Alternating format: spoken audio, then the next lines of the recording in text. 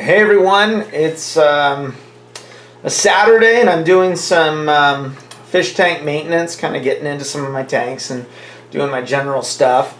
And I wanted to show off this tank. I don't know that I've ever really shown it off. It's not the most interesting tank, but it's where I house my platies. And the scape is really simple. It's just some Eco-Complete and large cobbles.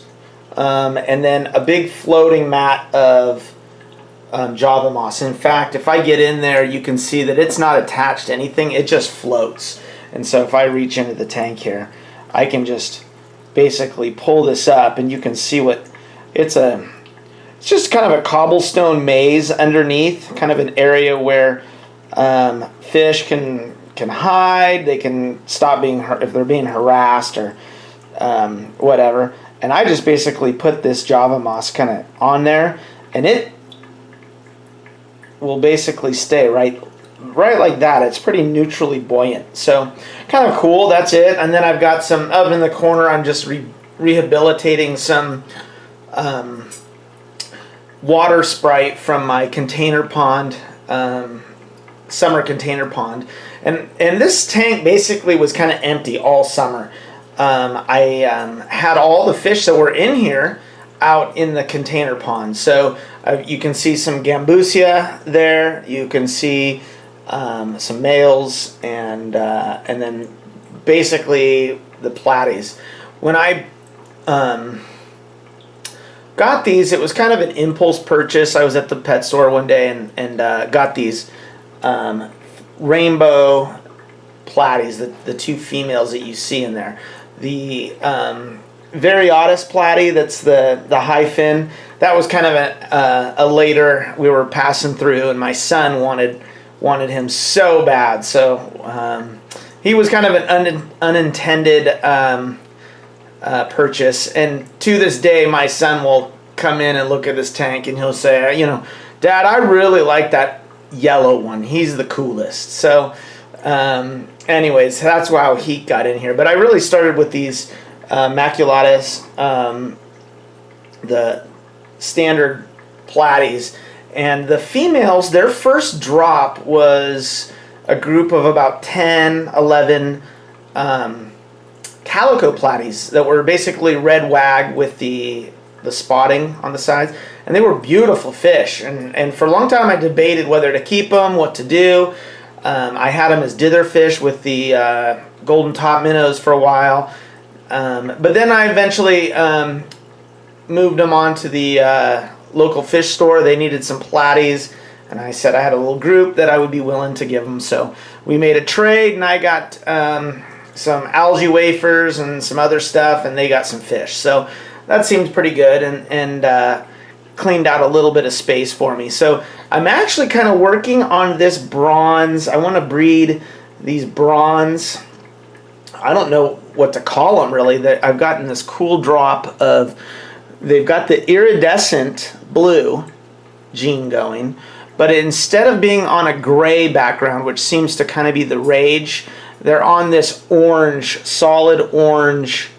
It's not quite a sunburst. It's basically they're black wags, but they've got a solid orange background, and with the iridescent kind of greenish, they look really cool. They look like hammered bronze or something. So I like that. They look a little bit understated, but they're really neat. And I'll see if I can zoom in on some of these. So let's see if I can find a good one for you guys. So there's a great example. Now I do have some, you see some, the last drop did give me some goofy ones. They're probably running out of sperm, the females, and I'm getting into weird stuff. So I don't know what else will come out of this. Now I've got about I want to say about 10, 11 of these, what I'm going to call green bronze or bronze platies, and I'm yet to find a male. So I don't know if it's a sex-linked trait. Maybe, platies, the males are revealed pretty. They turn into males pretty quick. So it could be that I just don't have any males. So I do have and there's a great example right there of what I'm going to go for. I love that look. I think that is a great looking platy. It's got the iridescent, the solid light orange, kind of a tangerine, and then the even black wag, and there's a little bit of color on the dorsal fin, and then it fades into a black, which is really cool, like a sunburst. They're really neat. So I'm gonna that's what I'm breeding, and I just want to see if I can get those to breed true to type and kind of lock in that phenotype. So anyways, this tank is really basically is so simple.